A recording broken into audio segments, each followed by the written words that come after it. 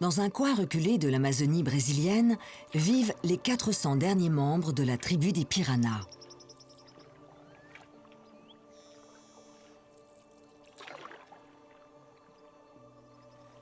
Leur mode de vie a très peu changé au cours de ces derniers siècles.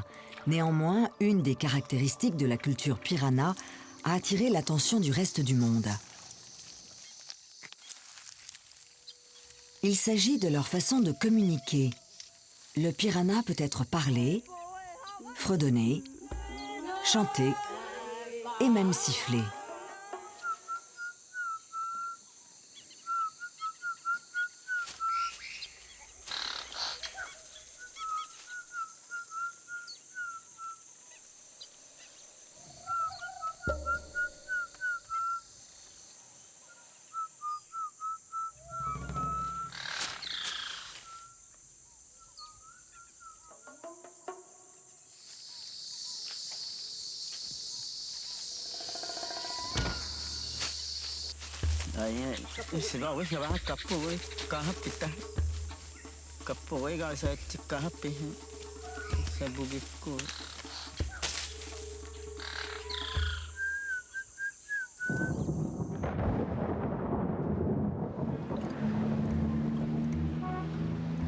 J'achète entre 150 et 200 kilos de repas à base de manioc.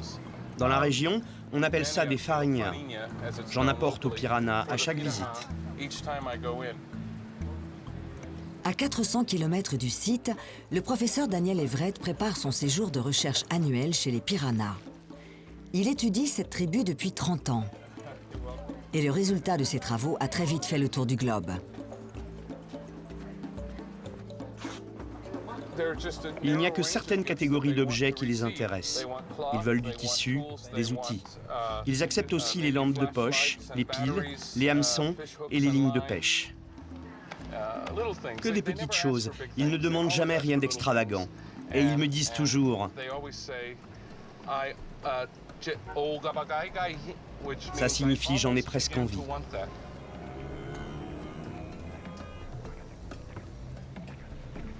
Ce professeur de linguistique, qui est aussi le doyen de son université, est persuadé que la langue des piranhas est si atypique qu'elle remet en question la théorie la plus répandue sur le langage humain.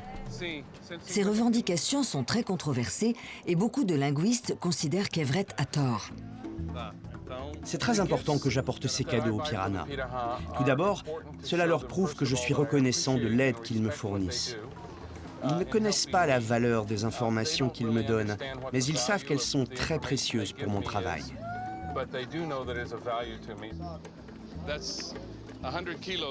Il a 100 kilos sur le dos.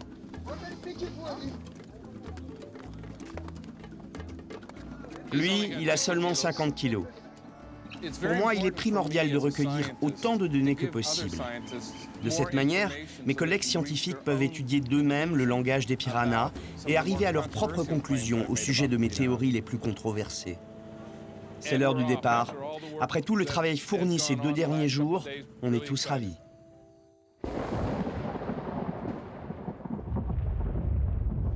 Les piranhas vivent dans 4 villages répartis le long de la rivière Maïsi, un cours d'eau affluent de l'Amazone.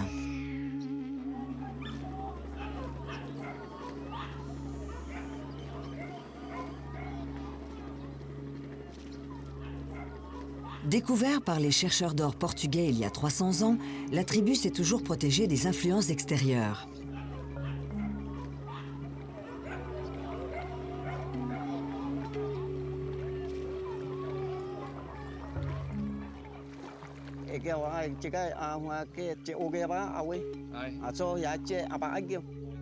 Les piranhas sont la seule communauté d'Amazonie à ne parler que leur langue maternelle.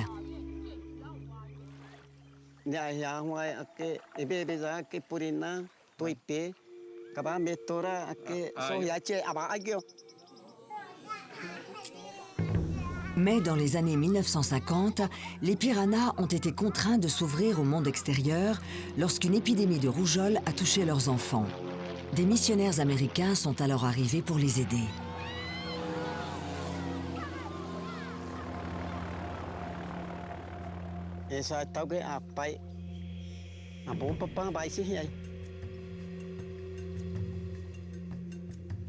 Mais le but de ces visiteurs n'était pas seulement d'apporter des médicaments.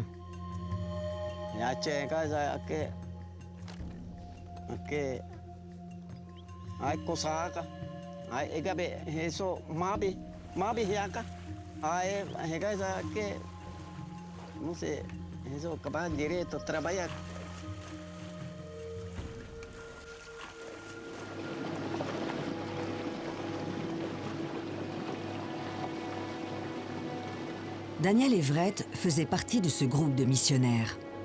Ça doit être l'un des voyages en rivière les plus magiques de la planète.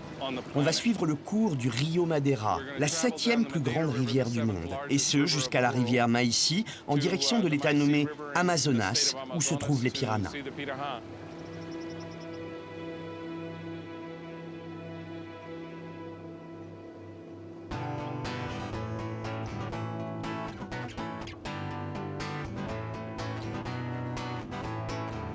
Everett a fait ce voyage pour la première fois accompagné de sa famille en 1977.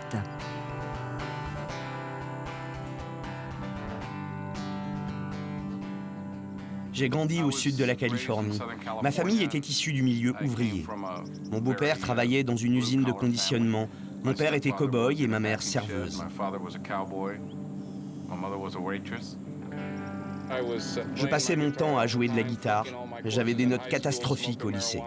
Je fumais de la marijuana tous les jours, persuadé que je vivrais de ma musique. Puis au lycée, j'ai fait la rencontre d'un chrétien qui lisait un magazine brésilien. Je lui ai demandé où il l'avait eu et il m'a répondu « Mes parents sont missionnaires au Brésil ».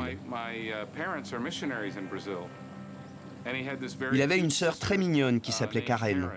On a fini par discuter ensemble de ce qu'on allait faire de nos vies. On a commencé à se fréquenter quand on avait 16 ans.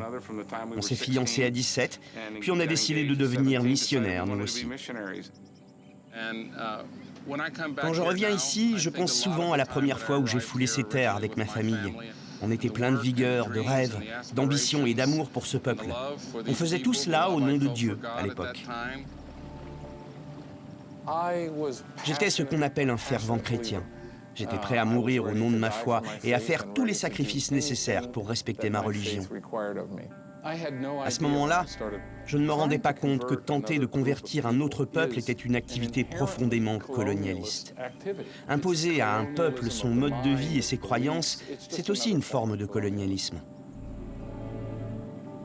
Quand Everett est venu ici pour la première fois, il n'avait que 25 ans. En arrivant, on venait remplacer un autre missionnaire. On a passé au maximum 1 heure avec lui avant qu'il ne quitte les lieux. Il m'a appris 2 phrases que je n'arrivais pas à répéter. C'était trop difficile pour moi au début. Il m'a dit de dire que je voulais les entendre parler piranha. Ça se dit comme ça.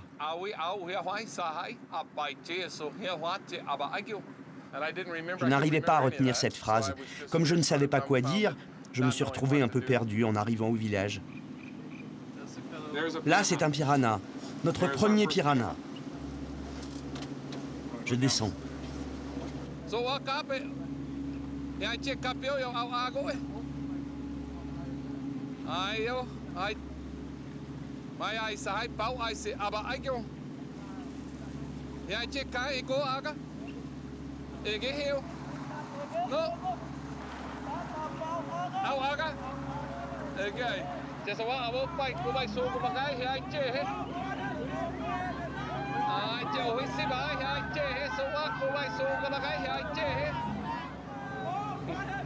Ils viennent de voir que c'était moi. Ça fait toujours plaisir de voir à quel point les piranhas sont contents de me voir.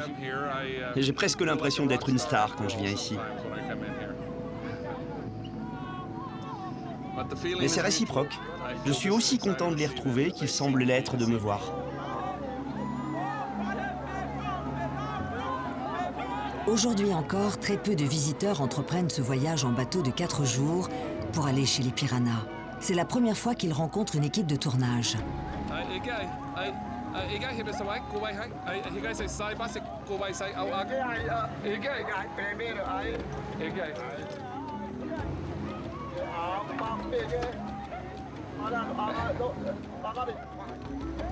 Les vêtements des piranhas sont leur seule concession au monde moderne. Aucun des bâtiments n'est permanent, ils ne cultivent pas la terre et comptent entièrement sur la nature pour subvenir à leurs besoins.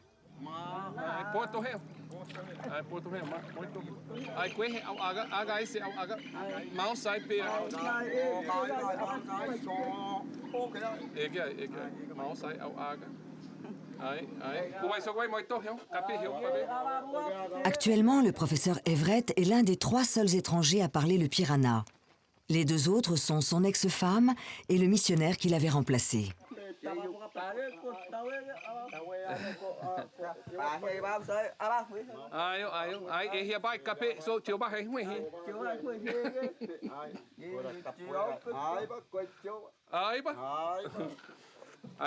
Je leur ai dit qu'en échange du café, on ne leur demandait qu'un seul enfant.